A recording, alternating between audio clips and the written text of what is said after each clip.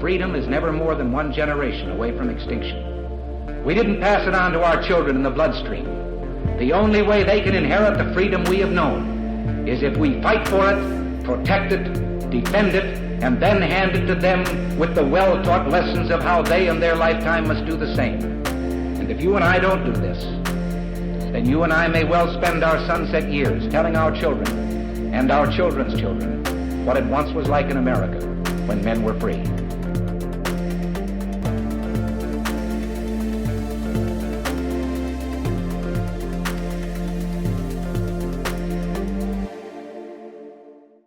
Hey everybody, welcome to episode number 458 of Gun Freedom Radio, where we engage, we educate, and we inform.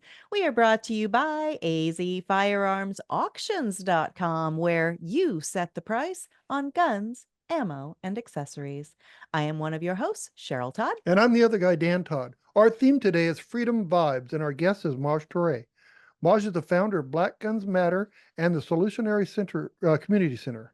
He is a political activist and educator. Maj has traveled to all 50 states with his organization, educating people in urban America about their Second Amendment rights. Black Guns Matter focuses on safe and legal firearm knowledge, conflict resolution, and the importance of the Second Amendment, spreading a message of freedom, liberty, autonomy, and community empowerment, taking it to communities that need it the most. Lots of power there, Maj. Welcome back to the show. It's been too long. What's up, y'all? So you guys know that y'all are quite literally my favorite couple. Awesome. Thank you. Well, we absolutely love you. You are part of our family. Absolutely. And I apologize in advance because I know our family, but you are you are part of our family, whether you like it or not. But thank you for that. And I love your shirt. You're crazy to everyone who can't manipulate you. But nowadays, you know, the watchword is weird. Weird, yeah. Right? Yeah. We're weird now, apparently, according to the little parrots. The weirdos? Yes. We're weird to the weirdos. Well, I'm just so excited to finally have a chance to sit down again. It has been a really long time. And I want to ask you concerning freedom issues, what is the current vibe? Like, what are people thinking? If you let social media, which is now, unfortunately, for the most part, just another extension of so-called traditional media and their propaganda machine. If you let them tell it, freedom is okay. The economy's great. Everything is fine. And we're doing all of this watching you for your safety. And that's not the case when you talk to the rank and file people. Usually to get a good benchmark on what is actually happening, kind of like look at what television's telling you and then do the opposite. Believe the opposite, right? We see now the Harris, and I want to say the Harris administration, but I don't want to say it because she has not been democratically elected to her position. And that's just the reality. You know, they hit us with it's probably going to be Gavin Newsom. Makes sense. They both Cali folks, but they just went a different way. And obviously the DNC is next, this week sometime in Chicago, or this upcoming week. But no, she was not democratically elected. And, that's a threat to democracy. And so I don't want to say the administration, but her approach and her team right now is trying to convince everyone that the economy's made great strides. And there's just not faith in, American government and the ideal of America right now. But the so-called powers that be that are trying to steal an upcoming election, I mean, you guys see it. Y'all are in Arizona, of all places. They are 1,000% attempting to lie and mislead. Now, when you talk to the rank and file, when you're traveling around the country and you're having these conversations with the good people in all different walks of life, they're making by, they're rumbling, and they want a little bit more. I think a lot of people will be cool with tightening their belt if they felt like the administration or the government was actually tightening their belt as well. Right. And that's not the case. We have $200 billion that just poof right, out of our, economy that could have went to infrastructure and things of that nature that just magically went over to Ukraine. And nobody's even talking about that anymore. Just like nobody's talking about less than a month ago, there was a assassination attempt on the front-running candidate for the United States presidency. Right. Poof. Like, where did that go? What memory hole Right. did that go down? Right. But really though, Maj, they're not talking at all. I mean, if you look at what's her name running for president? Kamala Harris. Kamala. You look Yeah. at her, what is she saying right now? She's not She's talking. cackling. Yeah. She's cackling and she's avoiding reporters. And Right. since announcing that she was going to be the person that is going to attempt to get the nod, again, in a non-democratic fashion, Right. she hasn't done many interviews while goading or attempting to goad.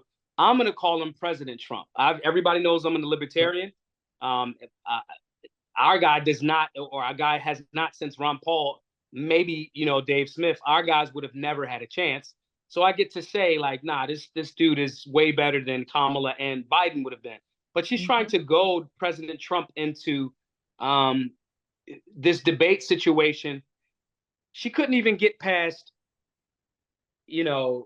Tulsi Gabbard a few years back. And Tulsi 1000% is not as funny. Like, Donald Trump is a comedian. Yes. And so true. Like, if you didn't get past Tulsi, who's very straight and narrow, she just murdered her with the facts. And I mean that not literally, but figuratively. You're definitely not going to get past him. So this is the state of affairs. But when you speak to the general public outside, the general public and me traveling around, first and foremost, no one in hoods across America that I've been to in the last few months. I was in Vegas last month. I've been in Florida. I've been here. So it's, no one is like, we really, really rock with her. No one. No one. No one rocks with her? No. And they're AIing her crowds, creating them out of thin air because that's all she's got.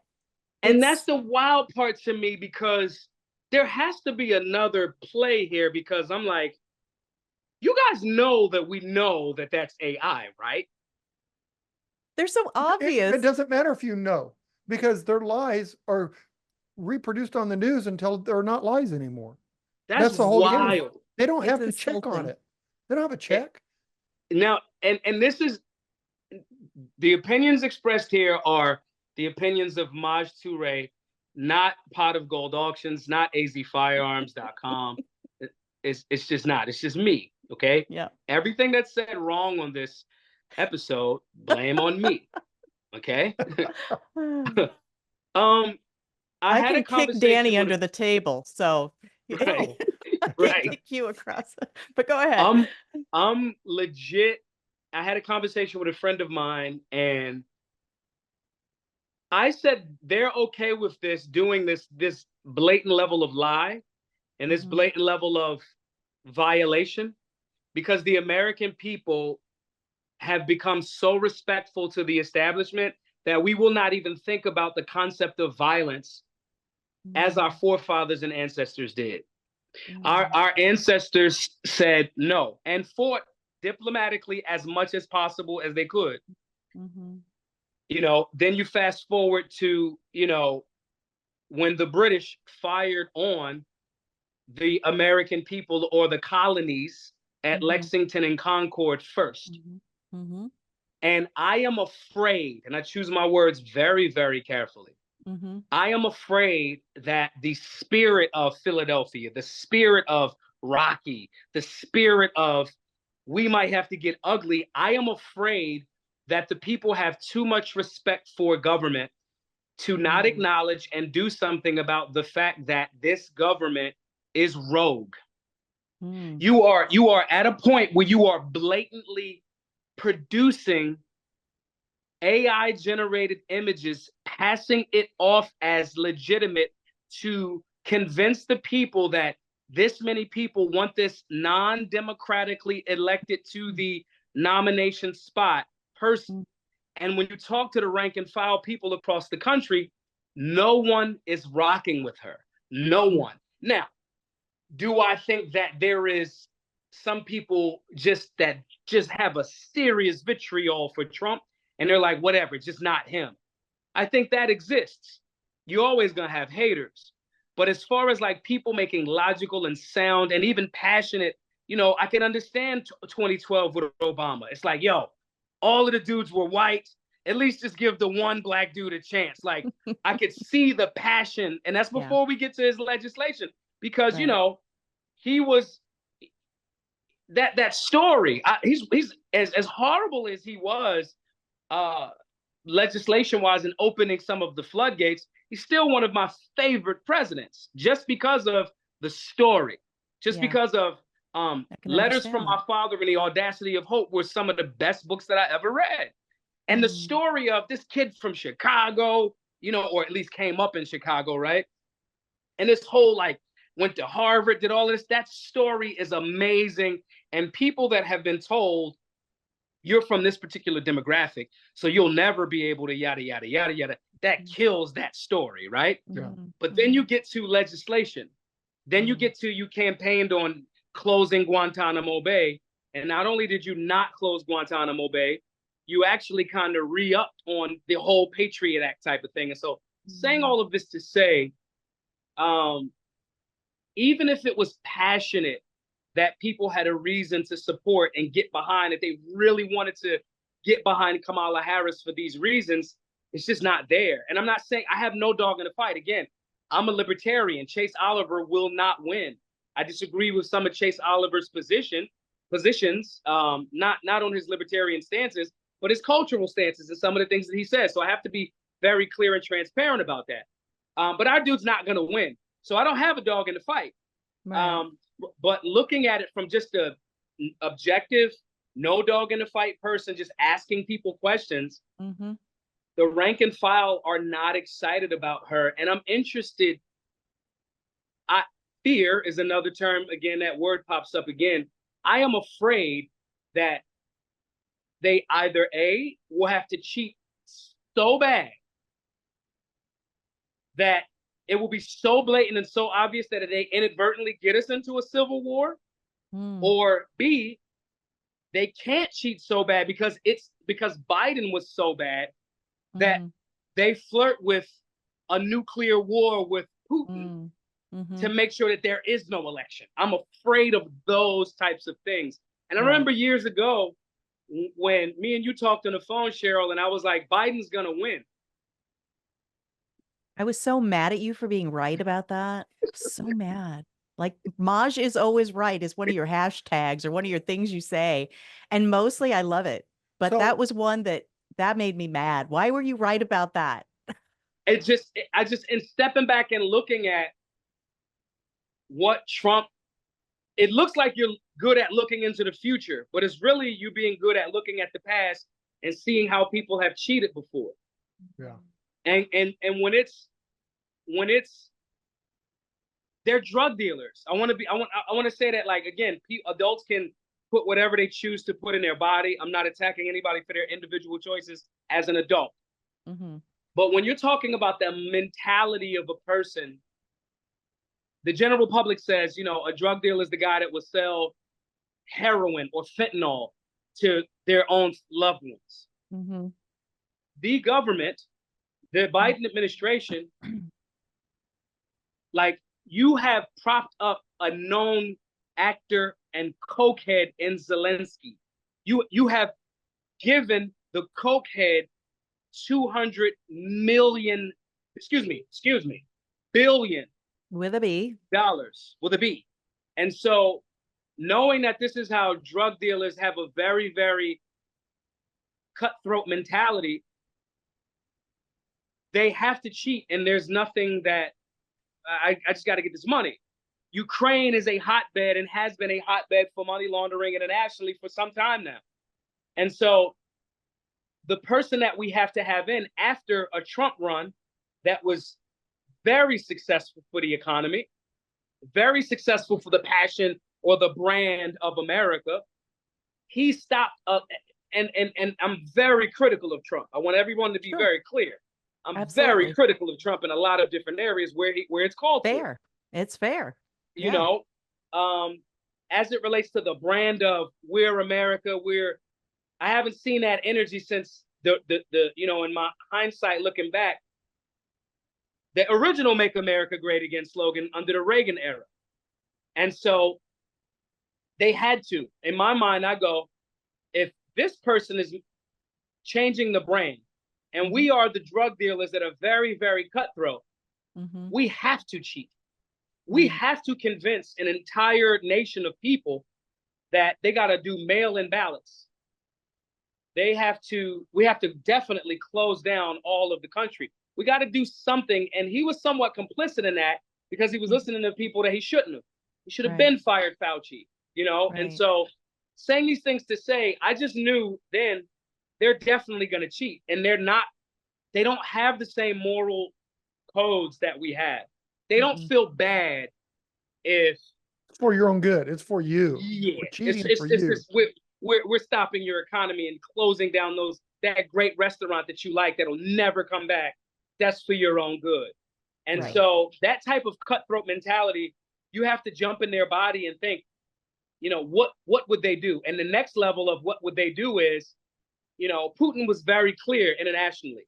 It's not an accident that he did not attempt to annex Ukraine under Trump's administration. It was Trump is respectful and Trump is powerful. Trump has the respect of the armed forces. And I told Trump, hey, as long as you don't try to get Ukraine into NATO, we good. And Trump didn't try. Okay, I don't care. Don't. And literally damn near day one, soon as Biden gets in office, let's try to get Ukraine into NATO. While you're flanking Russia in all of these NATO nations, this is the street. I'm not well versed in this because I'm on antiwar.com all the time, which I am, but I'm well versed on it because it's the same thing that happens outside in any community. And it's just bigger guns and potentially more death and more money involved. And so when I looked at that, I was like, they're 1000% going to cheat. There's too much money involved. And, and this go around, they attempted to murder a president in front of everybody. In your state. In my state, in Pennsylvania. I'm so glad that I was not there. Yeah. You would have been on the roof. You'd have been tackling the guy. I mean, let's just tell it like it is. There is no way I see that. First of all, I want to go down in history as the most powerful Second Amendment activist and advocate ever. I make no qualms about that. And so if I see this dude on the roof, mind you, he wasn't just on the roof. He had to use a ladder to get on the roof. Right. Bro, we are tackling main man. I would have been in the picture. It would have been a different picture. It would have been me and Trump like, yeah, we got him. I love it. Like, I believe that. That was so wild, bro. That was so wild. Yeah. And as more and more information is coming out, we see that there was a massive dereliction of duty on multiple levels. B, there had to be a concerted effort. And C, a follow through of like wiping clean all of the things that went into making that happen. So the general public story, we'll hear about that. Those files will be unsealed, heavily redacted in maybe 60 years, like the JFK files were supposed to come out and the Dr. Martin Luther King files. That's when we'll hear about that. We just got to all stay alive for 100 more years. Yes. I wish that Trump would have opened the files 100% because it shows that the government's crooked. That's all there is to. Hey, if everything's the truth, why do we have to hide anything? Yeah. But I want to talk to you about before we go there, I want to talk to you about this cheating thing. You predicted that cheating was going to get Biden as president. And I agree with you 100%. They're doing it right now. And here's the steps they're taking. Landing at the airport and showing AI pictures of a bunch of people in front of that airplane. Now, there was somebody on Fox News that said, I was there. There was nobody there. The whole work, or very few people there, just reporters.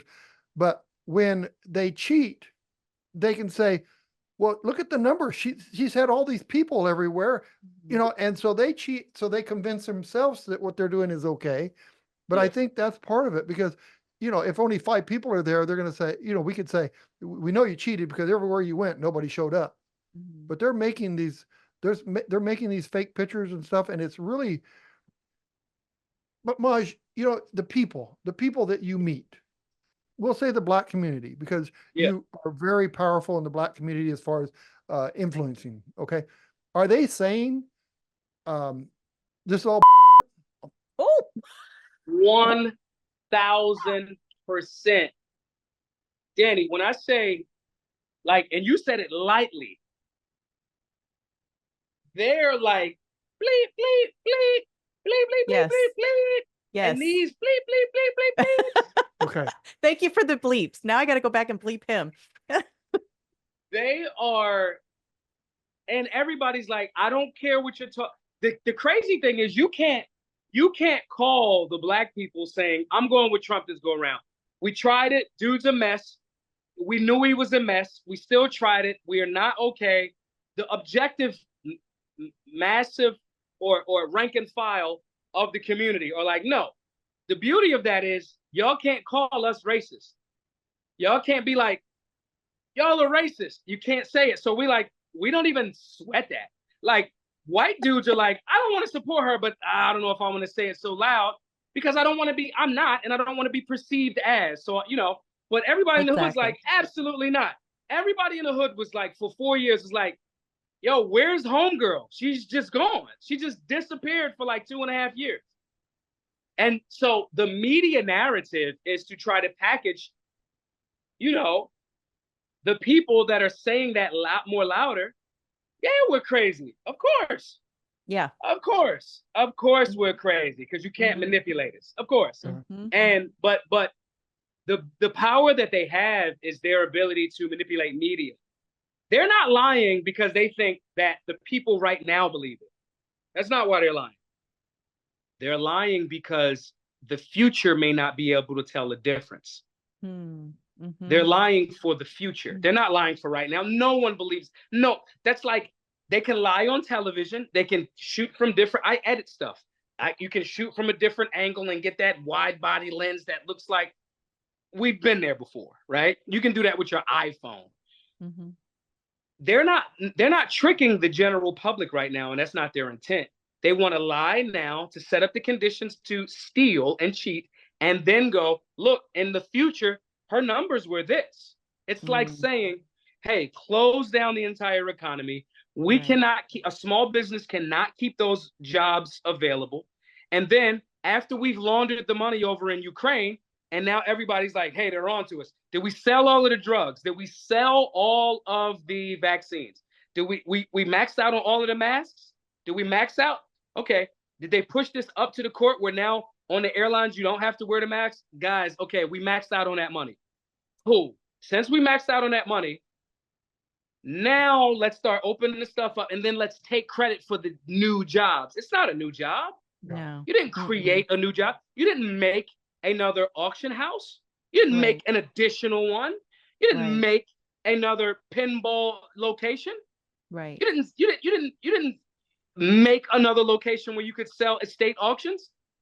You made me fire my people. Right. For fear of threat and or imprisonment. You leaned with your money. You leaned on governments, state governments that were not compliant and said, we're going to withhold, funding.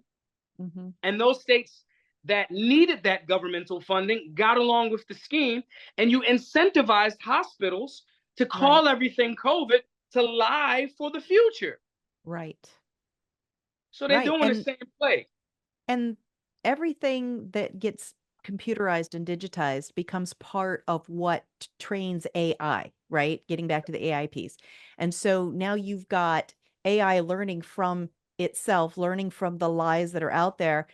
There's not going to be any possible way that we're going to have any solid place that we can go in the future and say, okay, what really happened on the grassy knoll? What really happened in Butler, Pennsylvania?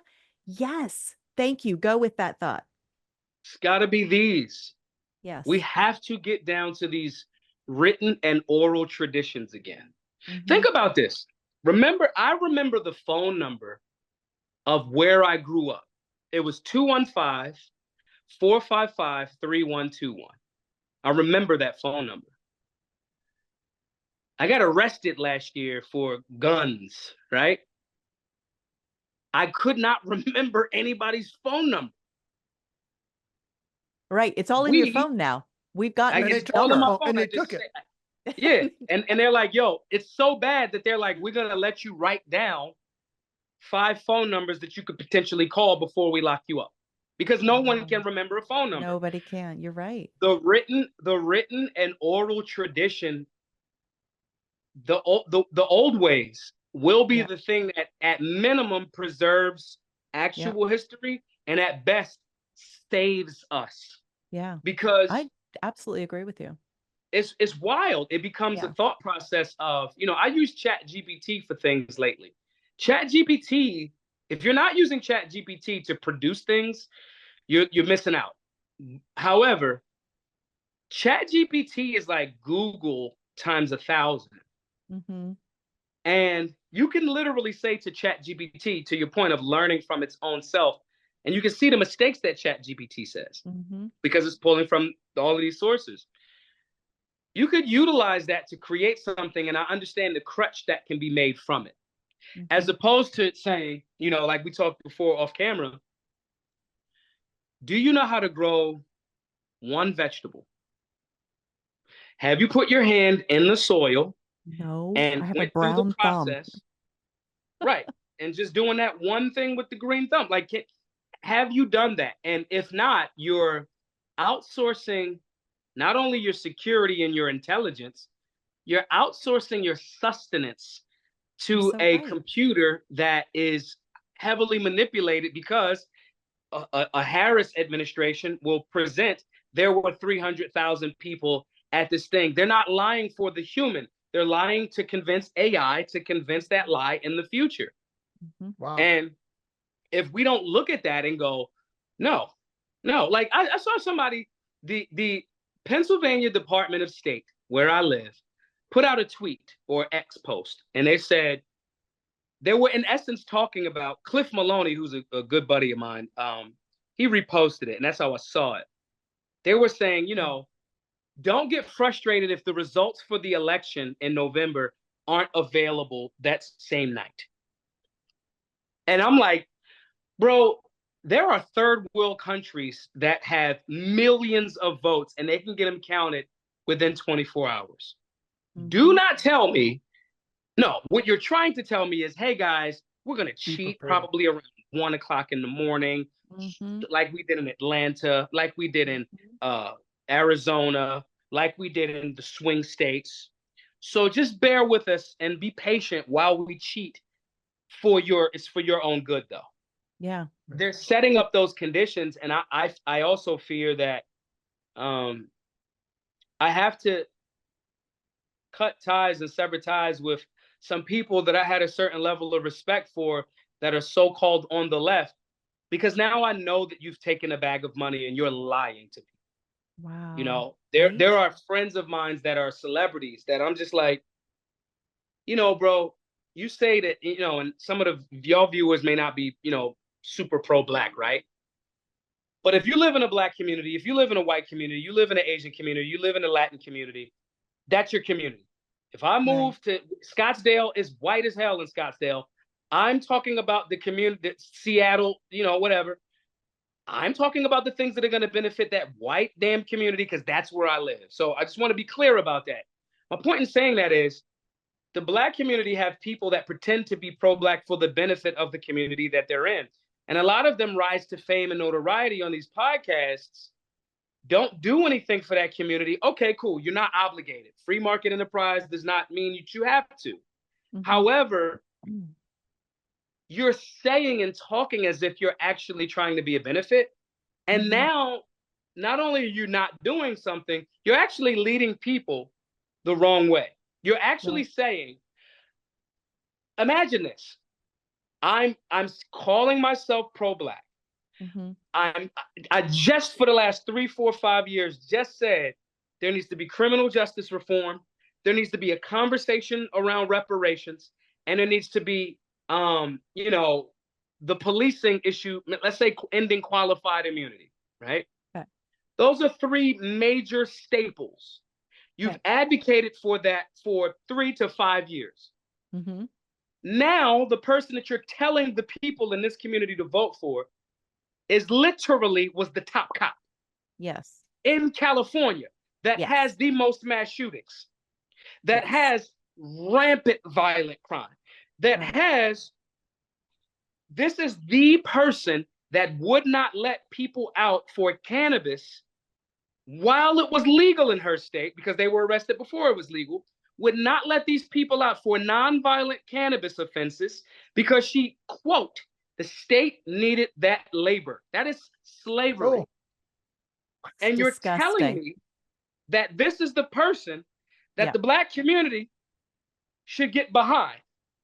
Yeah. You are a vile person, as opposed to going, Biden was bad for our community, and she's more of the same. This is the same person. You were in the office for the last 3.5, going on 4 years. Why magically now you have the answers to solve these problems? You were in the seat, or at least in the office at the table. Right. Yeah. And she acts like she was powerless. And now, if you just vote for her, she's going to fix it all. But she's going to take away the tax. She's going to take away the tax on your tip. Yeah, after she voted for the IRS. Speaking of which, this is the same person that cast the deciding vote on that IRS should go harder on taxing on tips, that whole Venmo over $600 things. She casted the deciding vote for that, but now she's trying to steal the thunder of not only Trump a few months earlier saying, hey, I don't think we should do the sidebar. Trump has been listening to libertarians, 1,000%. There's no doubt about it. I've heard it, yeah. And so him saying, hey, maybe we shouldn't do the tax on tips. So she stole it from when Trump said it. Trump got it from libertarians like Thomas Massey, who introduced it again in 2024. And the idea came from Ron Paul in 2011. But somehow we can't get a libertarian elected. I don't understand it.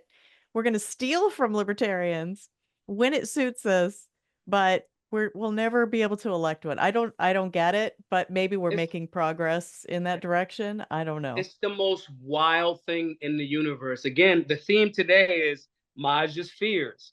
I fear that America will have a libertarian president.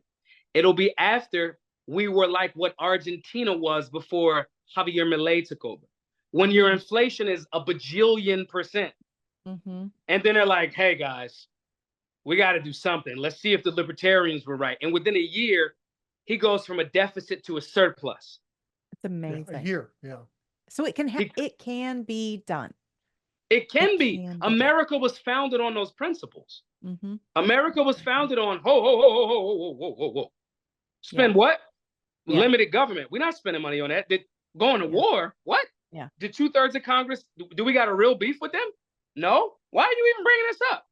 That's what America was founded on, libertarian ideology. Obviously, it wasn't called libertarian because the Libertarian Party didn't exist at that point. But those concepts of limited government is what America was founded on. America had a whole over 100 years of building America when most of America was built with no income tax.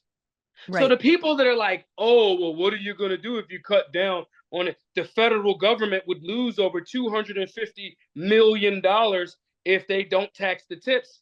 Good. Let them tighten their belts like the rest of us have had to do over and over and over again. Right? Like, God forbid they should have to, every time, and we're coming up on another budget meeting, right? And so they're going to instill all this fear in the American people that, oh, the government's going to shut down. And I'm like, that sounds like a hopeful message to me. Yeah. Don't threaten me with a good time. Hey. Shut it down. You can't write checks if you shut it down. Right? Exactly. Right. And they'll get rid of all of their non-essential workers. Like, if they're non-essential, then why are we paying them? Help me out here. I can't do that with my business. This is the conversation that Elon Musk had when he took over Twitter and fired over like 70% of the staff. And they were telling him, no, we got to keep those servers because, we got to keep those servers because. And he was like, nah. And he gave him like 6 months to do it. And before that conversation, he fired all of those people and was like, We could get this done in 6 days, actually. Mm-hmm. I love it. And to my knowledge, Twitter's still been humming, or X. Doing Still okay. been You know, humming along. I don't know if you saw or listened to the interview last night between Elon Musk and President Trump, but apparently one of the highlights that I think it was Charlie Kirk somebody pulled out and posted it up, because I could only hear part of it. I was busy doing other things. But that Elon Musk said, "I'll be your efficiency expert," or something, like, hire me, bring me into your cabinet. I will be your efficiency. And I'm sure that was the idea, is exactly what you just described when Elon took over X. And he's like, why are we paying this person? Why do we have this department? Just like Javier, say his last name again. Milei Did. That video that he put up on social media where he went down this board and he's like, get rid of that. Yeah. Get rid of that. That was beautiful. We need so much of that in our. You know what happens usually when people do that? Now, he's been very successful. He's an anarcho-capitalist, and his background is economics, right? Usually when people on TV world represent that, and the people gravitate towards it, and everybody loves the character, Hollywood pressures that actor to be the opposite in his showings. I'll give you a perfect example. Javier Milei is what Ron Swanson was on Parks and Recreation. You always got to bring it back to Parks and Rec or Step Brothers. Some Step Brothers. It's got to be some dry humor show. Right? I love it. Yes. Ron Swanson believed in cutting government. He got a job in the Parks Department because he liked nature, but he also wanted to do the job so horribly that the department would not exist anymore. That was his whole character. He was American. He loved guns. He didn't believe in licensing, so forth and so on. The character resonated so much that people that don't even never watch the show will know who Ron Swanson is. Yes. The actor that plays Ron Swanson is now getting behind Kamala Harris and is low-key a socialist.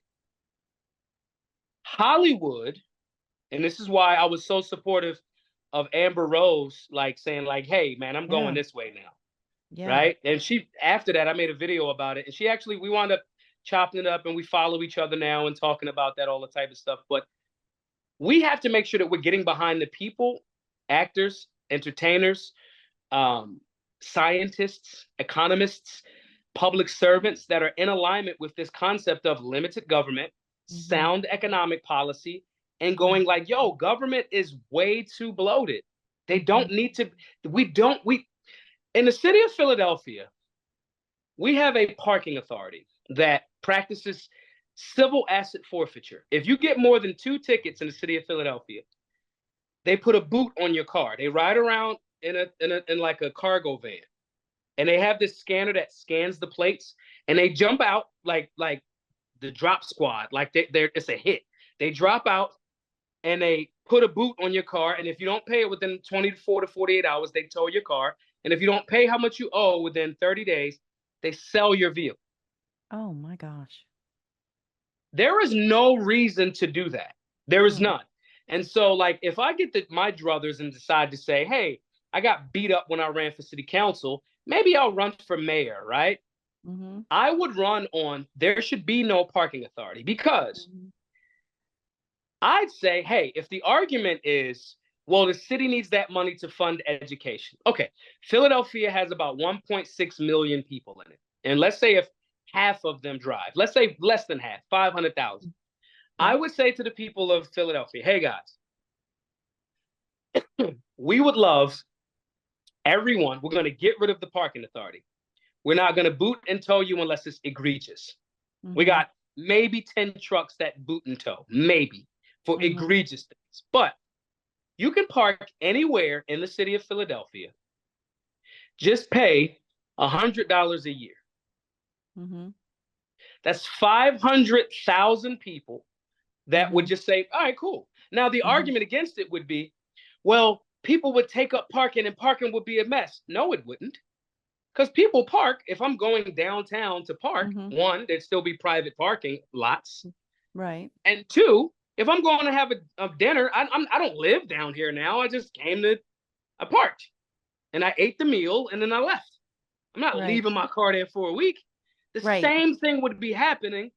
Just the city wouldn't be taxing and taking your private property. And we would just say, hey, man, if you get over $1,000 in tickets, we'll boot you, but we're not going to tell you. Yeah. Work on it. And all you got to do is work on a payment plan. Or you could just pay $100 and park anywhere in the city of Philadelphia. And you have all of the revenue that, mind you, the parking authority is not a city government organizational ordinance. It's not. Mhm. It's privately owned. Oh, wow. So my point in saying this is there are so many things that government is way too involved in, and it's overbloated. The people understand it, but the people are afraid of government. The people are afraid. We are afraid of government, and we're lazy, right? We're soft. We've been talking about that for years. I think we're just too soft, and we get excited when we hear one of these congressional hearings where, everybody, sends, strongly worded, letters to each other on TV, and then literally nothing ever happens to the people that we wagged our fingers and tongues at. But right. But then I want to take what you were saying about the parking authority, and I want to tie it in with guns, and say that anything that the government creates a nuisance about, they are trying to form our behavior. They're trying to shape our Yeah. behavior. And the green people hate our cars anyway. And so it behooves them to make it inconvenient to own cars and park cars and all those things. So there could be an element of that there.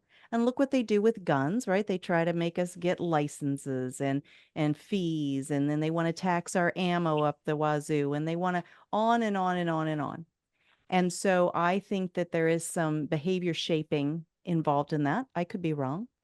But you are on the other side of that, and you are helping shape behavior through education, through teaching people about our history, their history, individual people's history, and giving them a view of the future that can be very different, as Danny was reading you in and talking about autonomy, freedom, liberty.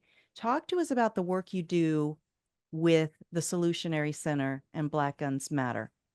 Yeah, we started obviously with BGM, just informing people about the Second Amendment and basic safety as it relates to firearms, how to be safe and how to use a firearm if you need to. Then that spilled into the conflict resolution conversation. Hey, this means if you need to defend life, right? And then that just started to continue to snowball to the Solutionary Center, and being one of those places where, hey man, if you guys want to just come use the Wi-Fi, you can. Hey man, if you guys want to teach a class on yoga or sewing, you can, or phlebotomy or Spanish or Mandarin. I don't care. If you are involving yourself in anything that's about self-improvement, cool. So we just created this space. And as y'all know, it takes a lot to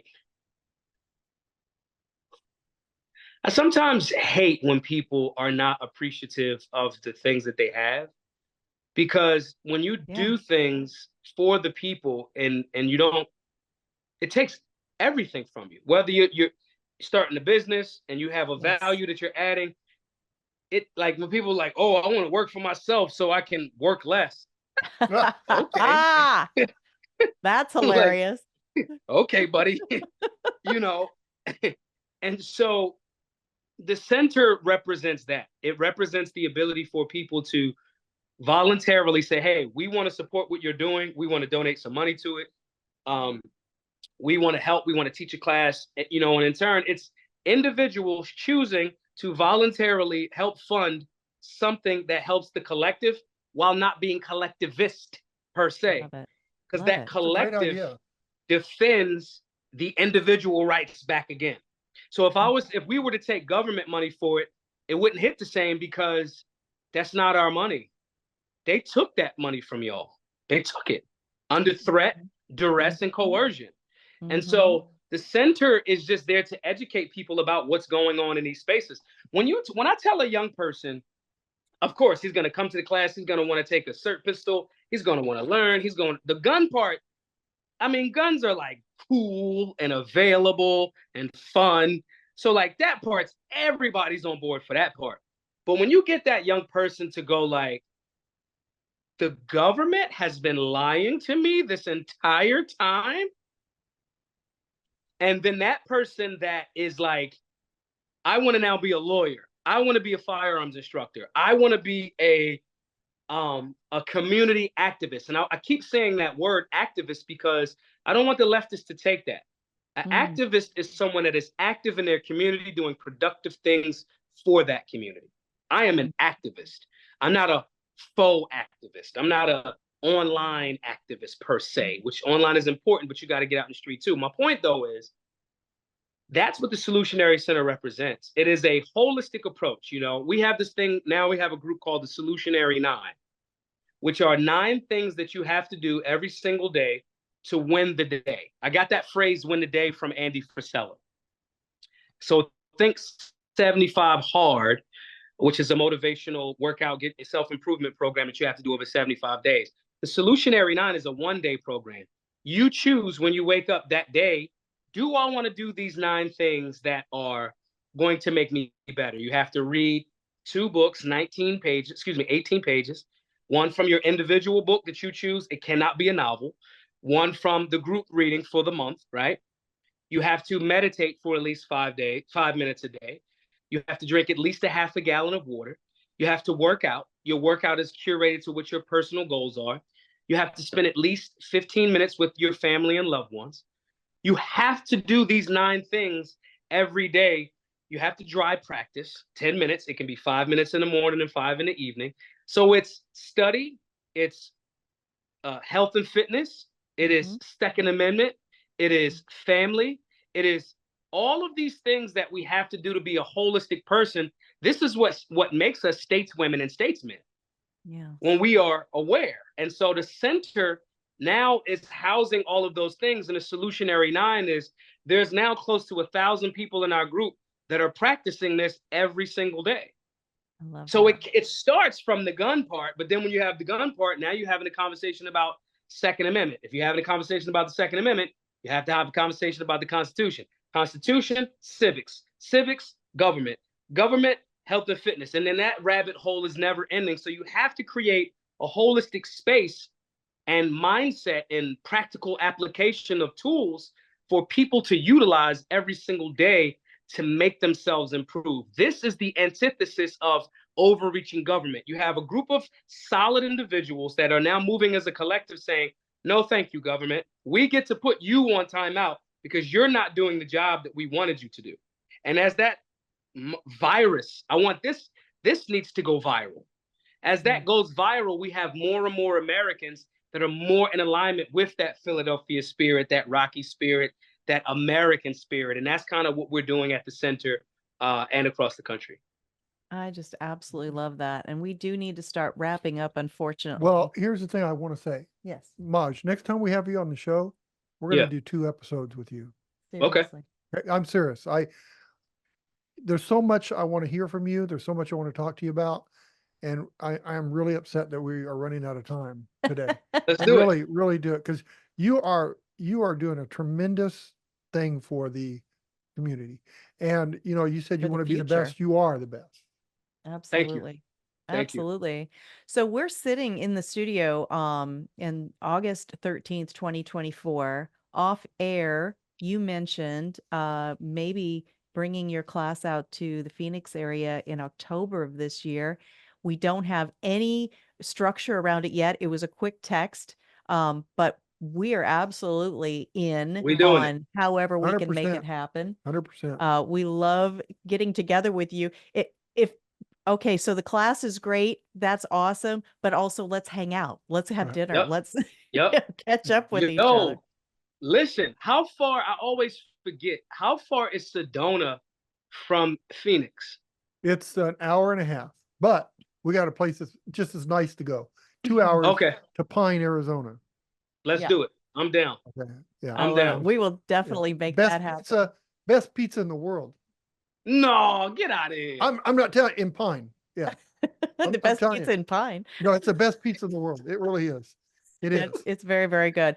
So that's something for people to pay attention to and keep checking back for what's going to happen in October with Black Guns Matter here in Arizona.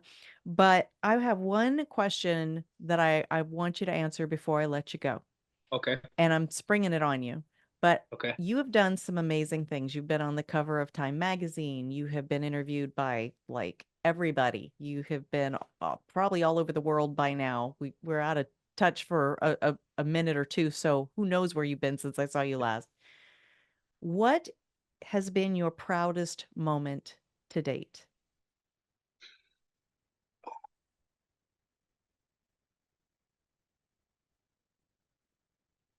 Individually, you know, y'all know more than anybody. And when I say this will give further context. Continuing. Mm-hmm. This takes everything. Mm-hmm. Yes, sir. And, you know, continuing. Yes. And so like, and I say proud in the sense of like, I can sell drugs really good.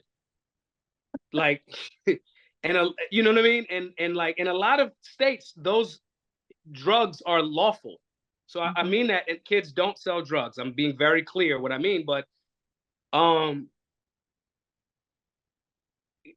continuing, like there's no, you have those feelings, and maybe somebody that's gonna watch this or that's watching this now, there's gonna be that voice, and it's gonna feel like, oh my, the roof. Y'all have been in business for some time, so y'all definitely know what I'm talking about, especially in the beginning. If you haven't, like, don't talk about a business, bro. Come holler at me in 10 years. Like, yes. You know, and so when all the shine has worn off, whew, and you've got bruises everywhere, and the government's paper up your butt. cuts everywhere, you're exhausted. Yeah, talk to me in 10 years. And then the government said, when you're trying to get it right, and then the government goes, you know what? That whole global economy thing, we're gonna go ahead and shut that down real quick. Yeah. Right? Yeah. I've had, and again, y'all know, I've lost everything. And continuing. So to the people that may hear this, that may be about to come into that, I'm passionate about a thing, I promise you guys, you will be so proud of yourself if you just continue. You're going to have to swallow your pride. Yep. You're going to have to swallow your ego. Yep. That entitlement, that is out of the window, bro. And, you know, there's the story of, in the Bhagavad Gita, I tell a story all of the time, which is like the Hindu Bible, for lack of a better term. And I'm not saying it to be rude to any different faith. You know, Arjuna, there's a great movie. We should watch this when I come to Pine, y'all. Okay. There's a movie called The Legend of Bagger Vance with Will Smith, Charlize Theron, and Matt Damon. I've heard it. I've not seen it. It's a golf movie, isn't it? It's a golf movie. It's the greatest movie, like one of the greatest movies of all time. And Arjuna, that movie is based on the Bhagavad Gita. Arjuna is an archer, and he's off to war, but he comes back and he loses his swing. In the movie, Juna, who's played by Matt Damon, literally his name, not Arjuna, but Juna, is played by Matt Damon. He's a great golfer, and he's focused. He goes off to the war, and he comes back. He has a great relationship with Charlize Theron, but when he comes back, he never lets her know because he's lost his focus. Will Smith's character appears to be his caddy. In the Bhagavad Gita, Krishna, or what we would call Christ, appears to be carry his bows and war. And what he tells, the enemies of righteousness are coming. And Arjuna's teachings up until a certain point, because he was afraid, because he had lost his focus, his teachings were, you know, forgive them, Father, they know not what they do. Just give them, don't go to war with people. But that was his teaching up until a point. But he was using his fear because he knew he was not focused again. He was using his fear to not pick up his bow and arrow and do what God told him to do.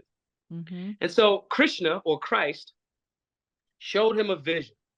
And the vision was of all of the enemies of God, his 5 uncles, because they were his family members. All of the enemies of righteousness were destroyed on the battlefield. And Krishna told Arjuna, he said, this is already done. It's going to happen. This is the future. You should pick up your bow and arrow and just do it.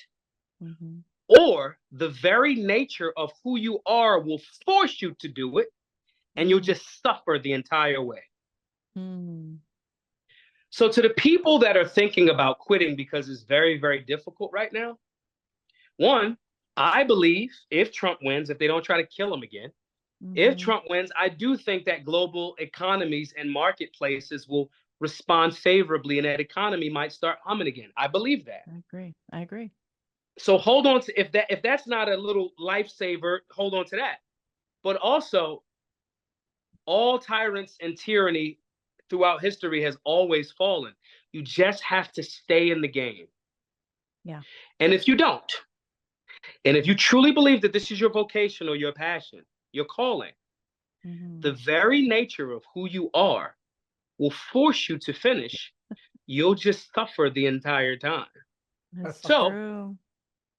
Just keep it pushing. And that's what I'm most proud of. And it seems like a small thing, but in the moments when them drug deals call, it's I get you. It's much more difficult to say, nah, I'm gonna stay on the straight and narrow. And so, or even if you're doing other things, I don't care.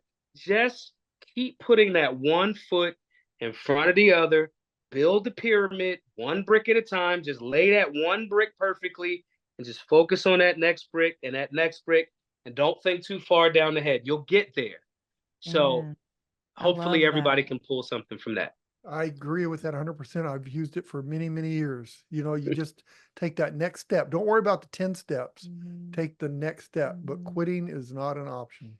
Well, you can be proud of that. We have watched your journey. We've been alongside you with your journey and cheered you along and all the different things. And so, yes, you can be very proud of that. And very you have proud of yourself. You have changed a 69-year-old man in many ways.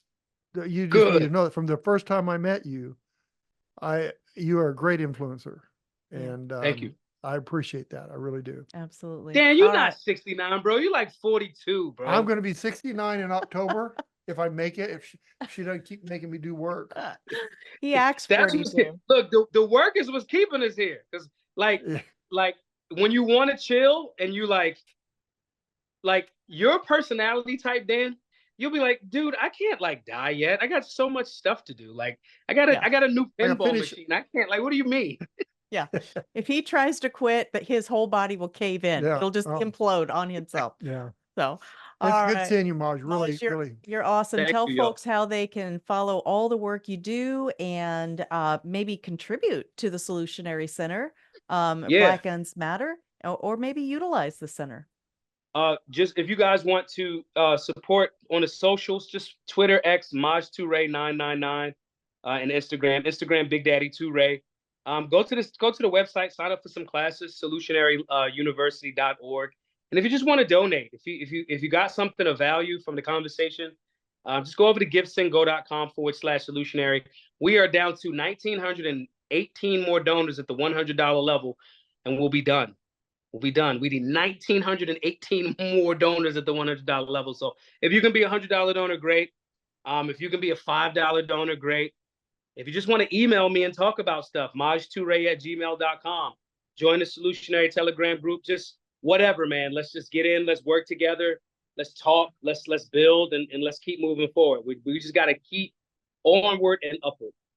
Absolutely. All right, sir. Well, if we don't talk before then, we will see you in October here in Phoenix, Arizona. At some so far undisclosed location, because we're going to work it out. For sure. All right. Thanks so much. Thanks, y'all. Bye-bye. Bye. All right. I run out of energy when I talk to him. He's amazing. But we really got to cut it short. We do. That was a great conversation, but you're right. We need 2 hours easily with Maj at any given time and any topic we're after.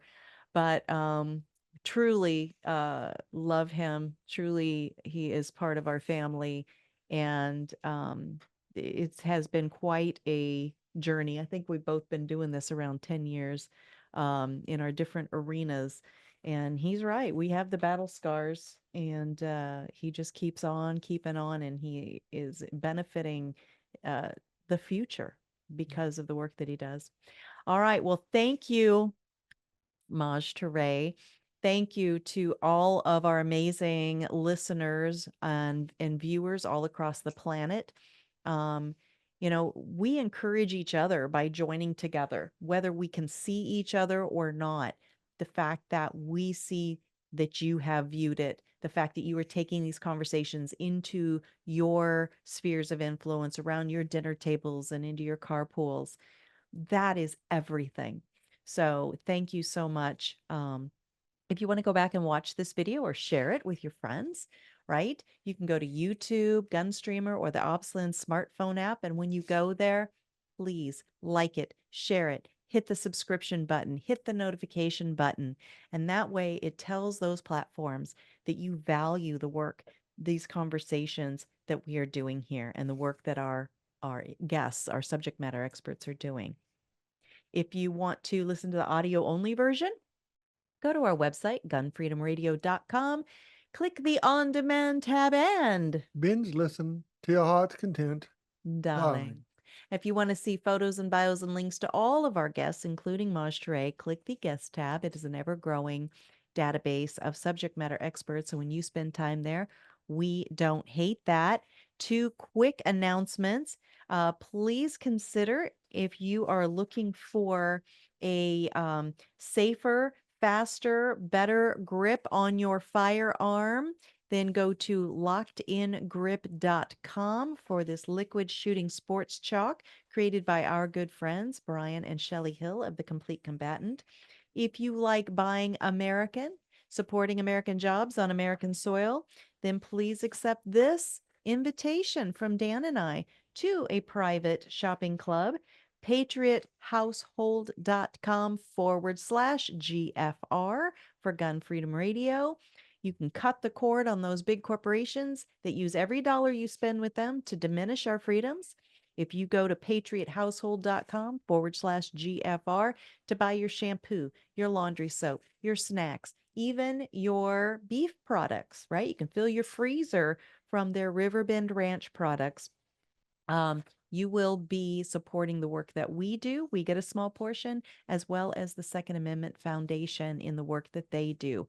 patriothousehold.com/GFR. All right. Until next time, we are going to pray for our nation. We're going to pray for our representatives and our leaders, like Maj Toure, right? Oh, he is the leader. He is a leader. Yes, absolutely.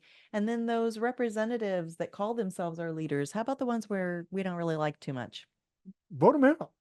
And pray for them. Oh, maybe especially for them. I thought we went past that. Oh, did we? Okay. All right. Until next time, be good to each other. Have a great week, and God bless. Bye-bye.